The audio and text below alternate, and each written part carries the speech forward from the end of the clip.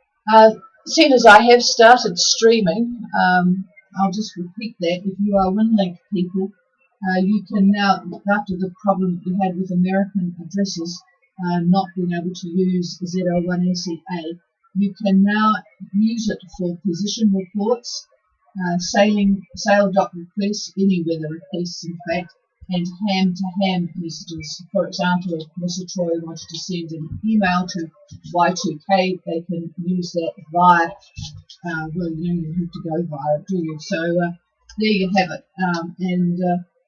Evidently, Jan on Narida KC2IOV is able to use it all again. So So that's good because it is a very useful station to have at your convenience because not too many people know about it. All right, we do have the streaming on because I wanted to get that. So what I might do is start things up. It's time anyway.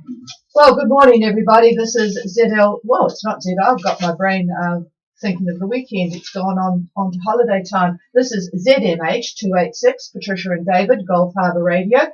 And we have a kind of it's a miserable day here because it's a little bit wet on and off. But the temperature is up 15 degrees now, 3 knots from the northeast, 1019.6 and rising. But yesterday was another glorious day, nice and sunny. We've had this flat, calm weather. It's been absolutely amazing. And this is going to evidently be another one of the hottest Julys that New Zealand has had. So it's a very, very pleasant. We sat there in the sun yesterday and just thought how lucky we are to have such decent weather. We have not very good radio conditions here this morning coming in, although I did hear eye candy from Blue Lagoon rather clearly. And I suppose I shouldn't complain because I even heard Amazing Grace down there in Palanga. Valak have reported from Savi Savi. They've got light rain as well, 7 to 10 knots from the southeast, 100%. And we've got 100% cloud here too now that I can actually see it because it's light enough. Okay, going on to a bit of news. We do, of course, have quite a big roundup here today because it's Friday and we are not on the weekend. Good morning to Victoria Blue. Oh, Victoria in the Blue Lagoon. Boy, I am having a struggle today. Good morning to you too. And it's overcast at the Blue Lagoon, 15 knots east-southeast. 23, that's not all that hot, is it? 22 at Muscat Cove, thanks XZ Strike. It's 8 to 10 knots southeast there, 95%, and recent rain. So it looks like we're all getting a little bit damp today, but I guess that keeps the temperature down a little bit.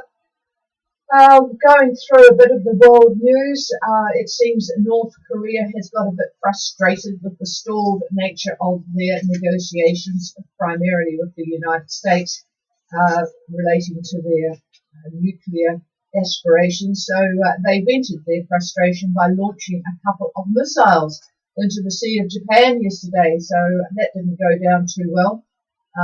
This was meant to be a sort of a warning over the annual military drill that's going to happen next month. This is the annual one between Washington and Seoul. It's interesting that they say the annual drill between Washington and Seoul, not South Korea and the United States. But anyway, that's how it's been reported. The United States Senate will vote within days on whether to override President Trump's veto.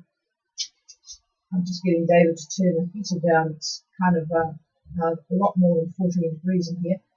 Sorry for the distraction.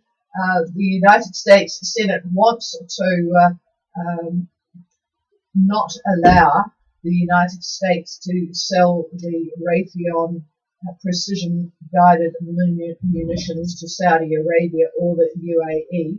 And President Trump wants that to go ahead, so he has vetoed that. I can't imagine that it could go through given the situation with Iran at the moment. They will need all of the help they can get over there, despite being the people that they are. Evidently, you need a 2/3 majority to get something through the Senate, so they're unlikely to get that. This will all happen before August the 2nd, when the politicians in Washington leave for a 5-week recess, the same time as we do.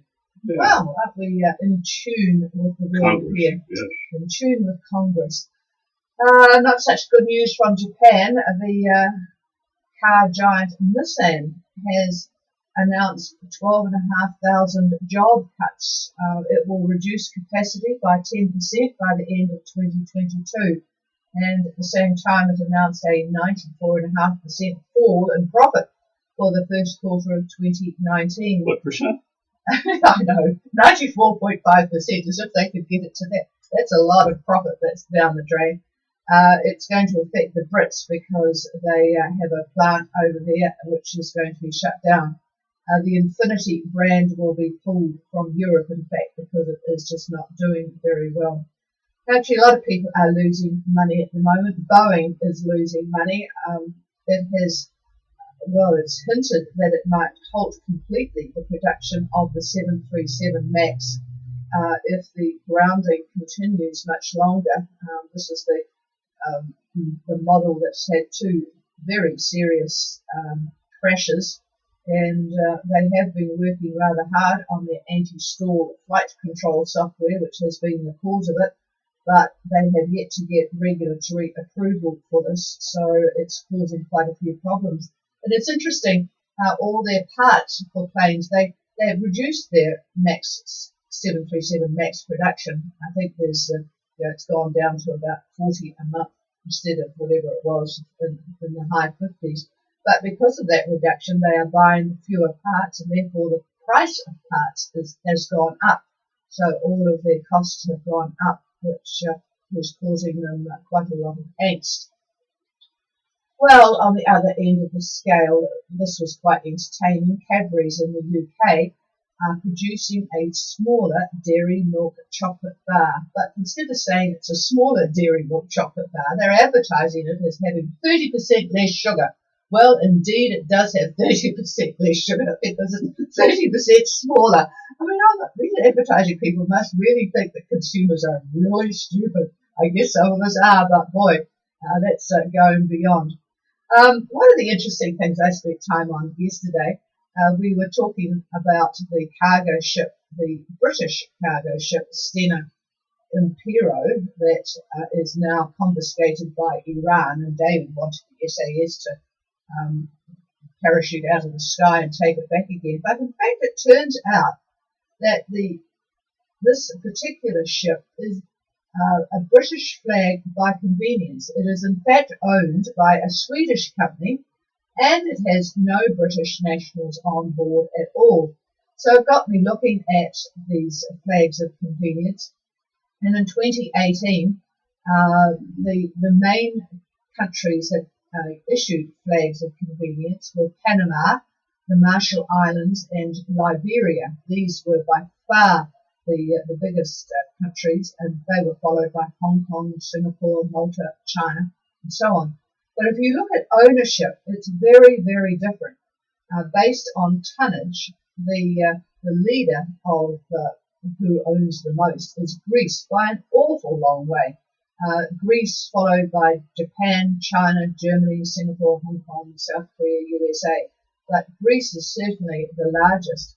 And the decision to not flag it by the country that owns it is primarily due to costs, because taxes, for example, in Greece would be horrendous. Greece being part of the wider European Union, although they certainly could do with the money. But anyway, if the taxes are too high in the country of ownership, then they go to one of these convenience flags. But also, the convenience flags allows you to crew it from anywhere in the world, and of course that lowers the costs completely. We did a trip one time when we were in the Marshall Islands in the boat, and we went on a container ship, and it was, I can't remember where it was flagged, but it was actually owned by America. Oh, that's right, it was owned by Germany, flagged in America, and it had a Filipino crew. That's what it was, because we had to get permission from the Germans to actually go aboard and do a trip on it. Anyway, that's what happens. So it gets very, very murky. The International Maritime Organization is not very happy about flags of convenience, basically due to safety issues, because the flag states are required to take measures to ensure safety at sea. It actually gets even murkier because some of the flag registry countries are managed in a different country. For example, Liberia is administered by an American company headquartered in Washington, D.C. Vanuatu, where you can flag a ship, is based in New York. So it, if something goes wrong, it's an absolute nightmare. And and that causes a lot of problems. If a ship hits, for example, a sailboat, it's almost impossible to get any recompense. But, it happens with sailboats too. Our boat, Chameleon, is actually it's documented in the United States. And the reason for that basically is New Zealand has what they call a Cat 1 requirement before you can leave the country. And this is a perfectly good requirement because it covers a lot of safety issues. But unfortunately, New Zealand has gone a little bit berserk with the whole Cat 1 thing and has added some things on. One of the things that's added on is that you must be able to see keel bolts and inspect them. Well, the keel bolts in our ship, Chameleon, you can't get to because we put a fuel tank on top of them. So this is, it causes quite a few problems. And in fact, some people that have had to have a keel bolt removed for inspection have ended up with quite a few problems as a result. So, there are a lot of reasons why some strange things happen, but that cargo ship, getting back to that one, is in fact Swedish owned and flagged somewhere else, flagged in the UK.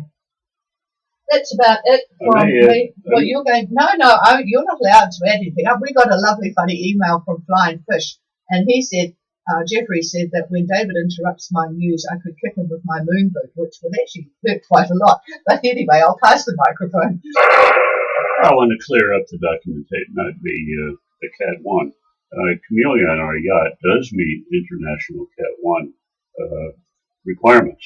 And when we say international, you can go on the internet, you'll find them. But what Patricia's talking about was what New Zealand has decided to tack on to them. And that's the difference. So our yacht has always met international Cat 1. Yeah, but I just want to make that sure. So here you are, Chief. Don't kick me. All right, well, let's finish up with something for the vegans out there. In Arkansas, I thought this was absolutely lovely. Veggie burgers, not necessarily vegan, but veggie burgers are becoming quite popular in the United States, and this is starting to affect the meat industry. So Arkansas, that has a lot of meat industry, has just recently passed a truth in labeling law which bans the use of the words burgers and sausages if it is plant-based. Actually, I thought sausages didn't have any meat in them anyway. I thought they were the sweepings off the floor. But evidently, you cannot. I wouldn't have thought that was meat related. But anyway, that's what it is in the South. Arkansas has decided you cannot label something a burger or a sausage if it is a vegetable-based product. I'm not sure what they're going to call it. It's misleading, though, isn't it? No, it's not misleading. A burger could be anything. I mean, you often see burgers even in Auckland. You can get a veggie burger. I tried one day. It was disgusting, but I'm sure that there are some now that are better. Okay, that's about it from me. I know there is a lot of weather today, and I just want to repeat the WinLink message that I talked about at the start. If you are particularly a US or European WinLink user, there was a problem with using WinLink to exchange messages, but now you can use it in the following situations: position reports, sail dock requests, and all-weather requests, and ham-to-ham messages. That's WinLink to WinLink messages. So ZL1 SEA is back on the deck for all those sorts of requirements. All right, that's about it from me. I think that there isn't anything else. I'll just check before I hand the microphone over because I know how difficult it is to get back. All right, we have got a Wallace report, 15 to 20 knots from the east, higher gusts and squalls, 50% cloud cover, and the bar of 1011.7, but 28 degrees. It's definitely warmer up there. So there you have it. And I'm just going to be reading from Nandi, where Pilgrim are, southeast 5 to 10 with a little light rain, 90% overcast. And, they want to check out on Monday. I told David that folk wanting to get to Vanuatu, it was going to be more towards the middle and end. So might have to do that one on the fly because he was going to leave that until Monday. Anyway, there are people wanting to go from Fiji to Vanuatu. It's a reasonably good trip, so that's not too bad. Havana Bay, Havana Harbour, I think is the correct term, in Vanuatu. Thank you, Dave. 1014, 50% cloud, less than 5 knots of easterly. It would be lovely up there. It's one place I would actually like to go back to check out our little reef there. And up at Port Orley, it's overcast southerly, 10, 22, 1012 up there for Messatroy. Okay, here's David. Could you just shut that? Oh dear, dear. What he has to do is shut down the. Well, he doesn't do it. Never mind. I'm sure you'll be able to hear him. Well, she's got power with this boot now. Okay, good morning. And yesterday we discussed the 500 millibar shortwave and the 500 ridge and the subsequent effects on the surface. I think everybody is pretty much getting the idea now.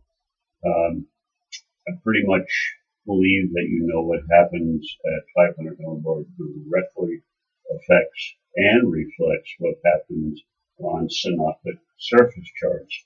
Nothing happens on the surface without something happening first in the upper levels. That's what it boils down to, and that's why we look at it. Now, our upper ridge continues to maintain the surface anticyclone, the big high that's east of New Zealand. The central pressure is now 1030 millibar. Now, while the pressure has somewhat decreased, this is still a pretty strong high. And on the high's northwest shoulder, this is the trouble spot, we see the surface depression. This is located just north of North Cape, and it is sending a quasi-stationary front toward New Caledonia and some of the other island groups as well. So a bit of activity coming from that. Now, the Oz high, this is the anticyclone that's been sitting over southeast Australia for nearly a week now. It's still in place, roughly 1028 millibar. Some charts prog it at 1025, but it's right in that area. Fairly strong when you get up there. When you get above 1025, that's a strong high. Anyway, it's pushing its ridge to the northeast, like it has been. Now, the Southern Ocean down south is doing its usual thing. Depression after depression, just thundering east, creating very large swells that eventually cover the cruising routes. So that is the effect that we're getting from those quite strong depressions.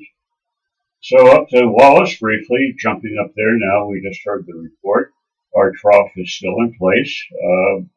It's cloudy and wet in Wallace, and it's going to be that way probably through the weekend as well. The winds are stronger today than they were yesterday, 15 to 20, and getting up to 25 more than likely on Saturday, and mostly easterly. Now, the annoying trough begins at the hot pool area, which is the Solomons. Then it goes on to the Santa Cruz Islands, creates a little havoc there, then over Rotuma, then Wallace, and then Samoa. So you can see how long it is in terms of geography. And it has been active and will be active for some time now. Another trough remains over Tokelau, like yesterday, and yet another one over the northern Cooks, like yesterday. Now, the weak quasi-stationary front that we talked about, it's at the Louisiades now. It runs east to Vanuatu, then it takes a bit of a dive south, then goes east again over Fiji and Tonga. Now, this is quite a light, broken feature, but it's quite obvious on satellite imagery. And oddly, Fiji Met doesn't pick this up. The French do, and me too. It's there.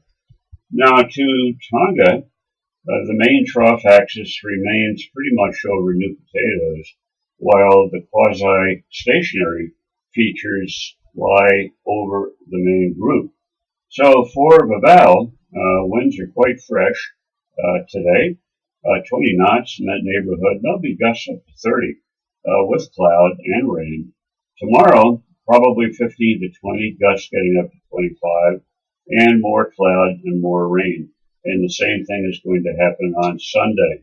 The wind, the direction east-southeast, give or take there, veering easterly to northeasterly on Saturday, so it's going to change its direction just a wee bit. And then it goes back to easterlies on Sunday. Now, much the same is going to happen for the Hawaiis. Not sure everybody is down there right now. Winds east-southeast to southeast, and strong gusts right through the weekend as well. Saturday, we actually could see up to 35 knots in some areas down there in the Hawaiis. Now, not all the models agree with that, but that's quite possible that could happen. So be wary if you're in that area in the Hawaiis. And not to be forgotten is Tongatapu. Trough conditions there through the weekend. Southeast to east winds, 15 to 20. There'll be gusts 25, thereabouts. And that will be easing on Sunday. And those of you back up to Vavau now, the barometer reading very early this morning was 1018.6, 1018.6. Okay, over to Fiji, where the main trough axis is drifting south from Rotuma. So expect associated cloud and rain from this. Now, this particular feature, in combo with the quasi-stationary front that we talked about, is going to make for a rather poor weekend weather-wise.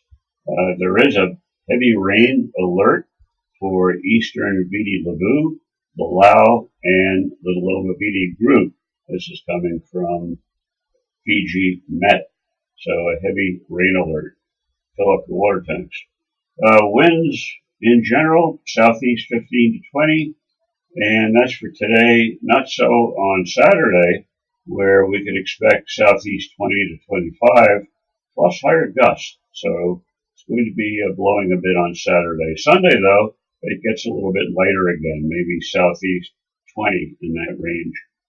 And a few spot observations for you. We got a few that were given to Patricia from the yachts up there. But anyhow, Yasawa, Urawa, northern Yasawas, east-southeast 20, and barometer 1013. Vanua Balavu, they're in the Lau, southeast 16, 1018 on the barometer. Nandi, east-southeast 4, and 1014. And Nasori, west-southwest 2, 1016. And Matuku, down again and toward the south, south-southeast 4, 1016, 1016. Ono, Davu there, east-southeast 12, 1018 on the barometer. Now, there's lots of returns on the radar loop, quite a lot. And that, of course, is early this morning. And they're really too numerous to go into detail on it. Just let it be said that we do have lots of rain there. Over to Vanuatu now, imagery shows quite a bit of cloud up and down the group, but breaks as well. So you've got both. Winds southeast in the 15-knot range north of Port Vila, south of there, east-southeast getting up to 20 knots. Saturday, we should see stronger winds up and down the group, southeast 20 to 25, but a little bit lighter on Sunday. And you can call for details if you need them, but that's the general outlook on the winds. Actuals early this morning, Sola, east-southeast 5, 1012, Santo, south-southeast 5, 1013, Afate, east 3, 1013, down in Tana was calm, 1014, and at the bottom, Anisham, southeast 3, 1015 on the barometer. And lastly, New Caledonia looks pretty good on imagery. Not so for the loyalties, however. Winds today in the southern lagoon, south to south-southeast in the 10-knot range. On Saturday, southeast 10 to 15. Later Sunday, be less than 10 knots, I think, on Sunday. Very nice conditions, nice winds for exploring the Elos in that southern lagoon. Conditions, the outer reef early this morning, east-southeast 10. Isle de Pan, southeast 5. Noumea, northeast 7. And the pressure there, by the way, was 1018 millibar. So that's the general picture for our area in the Southwest Pacific. And if you've got any questions, comments, or whatever, come now. And here's the boss who, oh, she stuttered giant foot on. I'm sitting here really laughing because one of the things I didn't tell you about, because it's a bit difficult to describe, President Trump yesterday went to Alabama and talked to a group at the university there. And I've now got the picture because what was reported was he was standing at the back of him. There was a huge picture of the presidential seal. And it does look like the presidential seal, unless you look closely. The eagle has got two heads, just like the Russian emblem, and the talons, the claws, are actually holding a bunch of golf clubs. I think it's wheat or something, isn't it, in the real presidential seal? I'll have to have a look at the real one. But this is absolutely magnificently done. Nobody noticed it, not Mr. Trump or his security or any of his staff. And so he did his talk, and there's this magnificent seal behind him. Of course, Mr. Mueller has just done his report, his 7-hour report to Congress and the House about the Russian influence in his election. But this beautiful seal does look really, really good, except it's not correct. Anyway, is there any other questions for us before we go away for the weekend? It doesn't look like it's going to be a wonderful weekend, but there's no wind still. Anything from anybody, please call.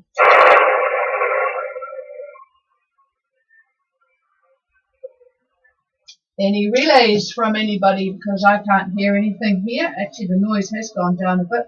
I actually enjoy going on the Hamnet later because the noise is really down then. But, I've just got the presidential seal on my thing, and it is, instead of the golf clubs, it's a bunch of arrows, by the look of it. That's right. A bunch of arrows. Boy, you didn't know.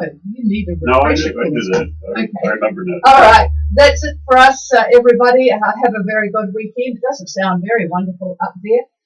But anyway, I'm sure you'll enjoy the warmth and the water. And we will be back again on Monday. Have a good day. The frequency's all yours.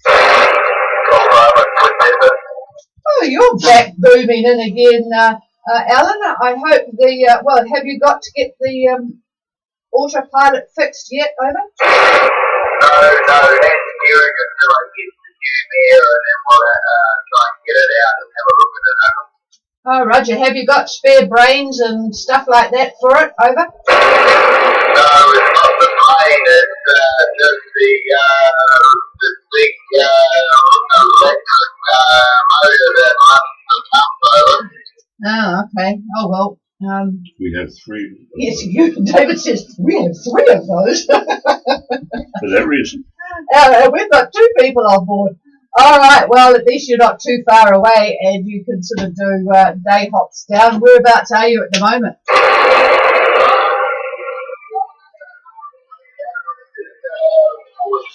Yesterday, and I'll probably do something similar again today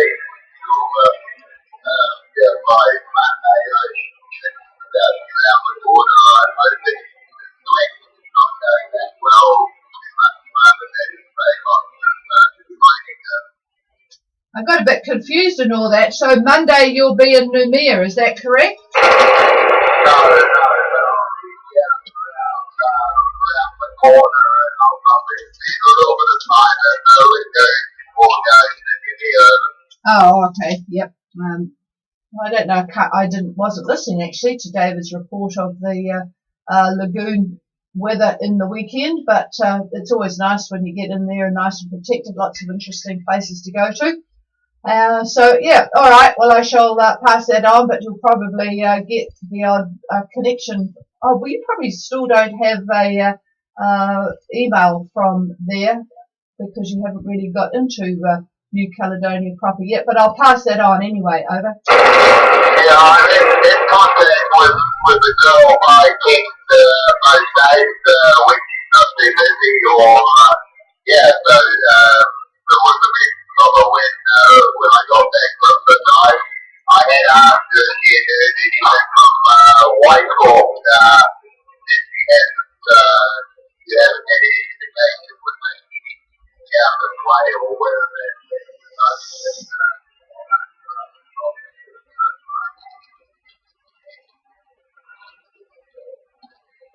Awesome.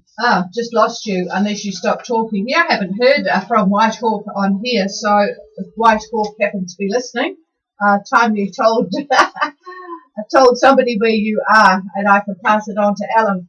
All right, and Denise. Okay, all right. Oh, it sounds as if you've got plenty on, Alan, and you wouldn't. Well, it's actually not too bad. The winter that we've had here, as you probably have heard, it's been pretty decent with these lovely days that we've had sitting in the sun, but much better where you are. All right, well, we'll touch base with you again next week. Over.